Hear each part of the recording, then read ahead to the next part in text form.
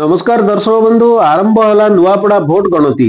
बर्तमान सुधा रिपोर्ट अनुसार postal ballot प्रथम गणति होची, मध्याह्न सुधा प्रारंभिक ट्रेंड जना पड़िबो एवं संध्या सुधा फलाफल कहा सपक्ष रे जाउची ताहा मध्ये स्पष्ट होई जिवो। 1951 रु 2025 दीर्घ 75 वर्ष मध्य रेकर्ड भांगी नुआपड़ा भोटर।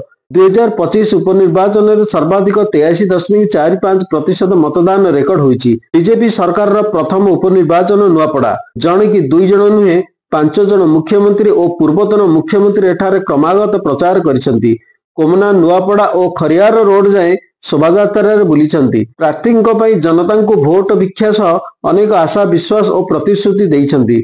निर्वाचन प्रचार गर्जनर गाँव सहर दुलकिछि। आखि झलसा निर्वाचन प्रचार नुआपड़ा देखिछि। त्रिमुखी प्रतिद्वंदिता मध्य सबु नेतांकर विजय आशा ढेर। गणित और गणित ने हिसाब निकास जारी रही। नुआपड़ावासी बीजेपी बीजेडी और कांग्रेस शिविर में भरी रही उत्कंठा। भोट गणति पर नुआपड़ा देखिबो नुआ विधायक, पुणी हेबो नुआ शोभायात्रा। नुआपड़ा निर्वाचन मंडलीर बीजेडी विधायक राजेंद्र ढोलकिया परलोक पर एठारे प्रथम थर उपनिर्वाचन अनुष्ठित होईची। बीजेपी स्वर्गत ढोलकिया पुत्र जय ढोलकिया, बीजेडी स्नेहांगिनी चुरिया, कांग्रेस घासीराम माझी, समाजवादी पार्टी उमाकांत हाथी, ओडिशा जनता पार्टी सुगधर दंडसेना समेत 14 जन प्रार्थी मैदान में रही।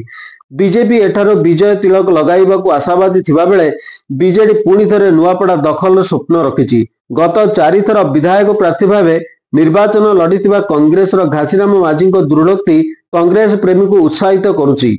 बर्तमान अपडेट एतिकी। नमस्कार।